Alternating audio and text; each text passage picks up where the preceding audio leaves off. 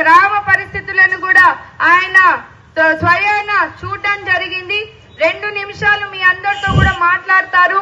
Party నుంచి వాళ్ళు కూడా ఏమైనా హామీలు ఇస్తా ఉన్నారు, చూడండి.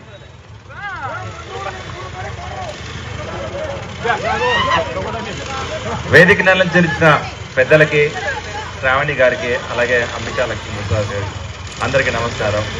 ఇక్కడ ఎంత వేడున్నా, ఎంత టెంపరేచర్ ఉన్నా, ఈరోజు తెలుగుదేశం పార్టీ ప్రచారం చేస్తున్న ప్రతి ఊర్లో స్పందన చూస్తూ ఉంటే జగన్మోహన్ రెడ్డి తాడేపల్లి ప్యాలెస్ ఖాళీ చేయడం ఖచ్చితం అనిపిస్తుంది. ఈరోజు జగన్మోహన్ రెడ్డి ఒక్క ఛాన్స్ అని అధికారం చేరి తీసుకొని గత 5 సంవత్సరాలుగా రాష్ట్రాన్ని రావణ కాష్ట చేసి రాష్ట్రంలో అరాచక పాలన కొనసాగిస్తా ఈరోజు రాష్ట్రంలో సామాన్య పౌరుడు బతకలేని పరిస్థితి తీసుకొచ్చాడు. ఈరోజు ఎక్కడో విదేశాల్లో ఉంటున్న మేము ఎన్ఆర్ఎల్ అందరం కూడా పుట్టిన గడ్డ కోసం, ప్రజల కోసం ఏమైనా చేయాలన్న ఉద్దేశంతో మా సొంత ఉద్యోగాలు కూడా పక్కన పెట్టేసేసి నెల రోజు ఈ రోజు గ్రౌండ్ లెవెల్లోకి వచ్చి తిరుగుతున్నామంటే కేవలం జగన్మోహన్ రెడ్డి చేస్తున్న ఈ అరాచక పాలన అంతమొందించాలా, జగన్మోహన్ రెడ్డి భార్య నుంచి రాష్ట్రాన్ని కాపాడాలా, రాష్ట్రంలో ప్రజలు పడుతున్న ఇబ్బందుల నుంచి రాష్ట్ర మళ్ళీ పురోగతి సాధించాలంటే చంద్రబాబు నాయుడు గారితో సాధ్యం అని చెప్పి నమ్మి ఈ రోజు మేము పల్లెల్లో తిరుగుతున్నాం, ప్రజల్ని ఎడ్యుకేట్ చేస్తున్నాం. ఈ రోజు సింగనమల ప్రాంతం వెనుకబడిన ప్రాంతం, అనంతపురంకి కూతవేటు దూరంలో ఉంది. ఎంతమందికి ఎంప్లాయ్మెంట్ ఉంది? ఈ రోజు ఇక్కడ చాలా మంది బీసీలు అవ్వచ్చు, ఎస్సీ ఎస్టీ సోదరులు అవ్వచ్చు, అందరూ కూడా రైతు కుటుంబంలో సామాన్య పొలం పని చేసుకునే వాళ్ళు మధ్యలో తిరుగుతా ఉంటే చాలా మంది అన్నారు ఈ రోజు పొద్దు నుంచి అక్కలు చెల్లెళ్ళు అందరూ, అన్నా మాకు ఏమొద్దన్నా, తాగడానికి నీళ్ళు లేవు, పొలాలకు నీళ్ళు లేవు, ఈ రోజు తోటలు ఎండిపోతున్నాయి, కరివేపాకు తోటలు ఎండిపోతున్నాయి. ఈ రోజు ప్రతి 5 సంవత్సరాలకి కొత్త నాయకుడు వస్తున్నాడు, నాయకుడు మారుతున్నాడు కానీ మా బతుకులు మారట్లేదు అంటున్నారు. అంటే ఎంత దౌర్భాగ్యమైన పరిస్థితిలో ప్రజలు ఉన్నారో ఒకసారి ఆలోచించుకోవాలా. ఈ రోజు మన సింగనమల శివంగి శ్రావణి గారు లాస్ట్ ఎలక్షన్ లో ఓడిపోయిన ప్రజల మధ్యనే తిరుగుతూ ప్రజల కష్ట నష్టాలు తెలుసుకుంటూ ఈ రోజు సింగనమల ప్రాంతంలో ఉన్న సమస్యలు ఏందో తెలుసు, ప్రజల కష్ట నష్టాలు తెలుసు. 5 సంవత్సరాలు నాకు అధికారం ఛాన్స్ ఇవ్వండి, ఖచ్చితంగా ప్రాంతాన్ని అభివృద్ధి చేస్తానని చెప్పి మేము ముందుకు వస్తుంది. ఖచ్చితంగా ఆమెను ఆశీర్వదించాల్సిన అవసరం ఎంతైనా ఉంది. ఈ ప్రాంతం అభివృద్ధి చెందాలంటే యువత, చదువుకున్న ఆవిడ, పరిస్థితుల పట్ల అవగాహన ఉంది కాబట్టి ఒక్క ఛాన్స్ ఇచ్చి ఆమెను దీవించాల్సిందిగా కోరుతున్నాను.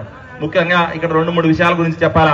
ఈ రోజు జగన్మోహన్ రెడ్డి గారు వాలంటరీ వ్యవస్థను అడ్డు పెట్టుకుని రాజకీయం చేయాలని చెప్పి కుట్రలు జరుగుతుంది. ఈ రోజు ఏం చెప్తున్నాడంటే చదువుకొని అమ్మల అక్కల దగ్గరికి వెళ్ళి, అవ్వతాతల దగ్గరికి వెళ్ళి ఈ రోజు వాలంటీర్లు రిజైన్ చేసేసి వాళ్ళు వైఎస్ఆర్సీపీ కార్యకర్తలాగా మారిపోయి రాజకీయం చేస్తున్నారంటే జగన్మోహన్ రెడ్డి ఎంత అరాచక రాజకీయం చేస్తున్నాడో ఒకసారి ఆలోచించండి మీరందరూ కూడా.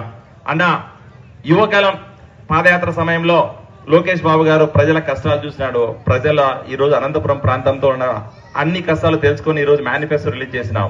ఈ రోజు జగన్మోహన్ రెడ్డి గారు పాదయాత్ర చేసిన తర్వాత ఏం చేశారా అంటే రాష్ట్రంలో ఏ ఊర్లో ఖాళీగా ఉన్నాయి, ఏ ఊర్లో ఇసుక దందా చేయొచ్చు, ఏ ఊర్లో ఇసుక మాఫియా చేయొచ్చు, రెడ్ శాండిల్ దందా చేయొచ్చు, ఎక్కడ మనము ఏదైనా మాఫియా చేసి డబ్బులు సంపాదించుకొని అవినీతి చేసుకుని అరాచకం చేసుకుని సొంత డబ్బులు స్వలాభం కోసం బతకాలని చెప్పి ఆయన చేస్తే లోకేష్ బాబు గారు ప్రజల కోసం, ప్రజల కష్టాలను తీర్చడం కోసం మేనిఫెస్టో రిలీజ్ చేశాం. ఈ రోజు వాలంటీర్లు మీ ఇంటికి వచ్చి చాలా మంది చాలా మాటలు చెప్తారు. ఏం చెప్తారంటే ఈ రోజు జగన్మోహన్ రెడ్డి గారు సీఎం అవ్వకపోతే మీకు వచ్చే స్కీమ్లన్నీ ఆగిపోతాయని చెప్పి ఈ రోజు వాళ్ళ కళ్ళబోలి మాటలు చెప్తున్నారు. దయచేసి ఒక నిమిషం చెప్తా వినండి. ఈ రోజు జగన్మోహన్ రెడ్డి ఇస్తున్న నవరత్నాలు ఏదైతే ఉన్నాయో దాంట్లో 50% ఆఫ్ స్కీమ్లన్నీ కూడా సెంట్రల్ గవర్నమెంట్ ఇచ్చే స్కీములు. ఈ రోజు సెంట్రల్ గవర్నమెంట్ ఎవరితో తోడుంది? తెలుగుదేశం పార్టీతో ఉంది. తెలుగుదేశం పార్టీ ఈ రోజు చంద్రబాబు నాయుడు గారు రాష్ట్రంలో ఒక లీడర్షిప్ కావాలి, ఖచ్చితంగా ఈ స్ట్రాంగ్ అడ్మినిస్ట్రేషన్ ఎవరి చేతిలో ఉంటే బాగుపడుతుందో రాష్ట్రం తెలుసు కాబట్టి నరేంద్ర మోడీ గారు లాంటి పవర్ఫుల్ లీడర్ కూడా చంద్రబాబు నాయుడు గారితో జతకట్టాడు. ఈ రోజు చంద్రబాబు నాయుడు గారు నాయకత్వం అయితేనే ఆంధ్రప్రదేశ్ మళ్ళీ అభివృద్ధి పదంలో పోతుందని నమ్మకంతోనే పవన్ కళ్యాణ్ గారు కూడా ముందుకు వచ్చి ఈ రోజు ఎన్డీఏ కూటమిలాగా ఫామ్ అయ్యాం మనం. ఈ రోజు బీజేపీ ఇచ్చే ఈ సెంట్రల్ గవర్నమెంట్ స్కీమ్స్ అన్ని కూడా తెలుగుదేశం పార్టీ అధికారంలోకి వస్తేనే కంటిన్యూ అవుతాయి.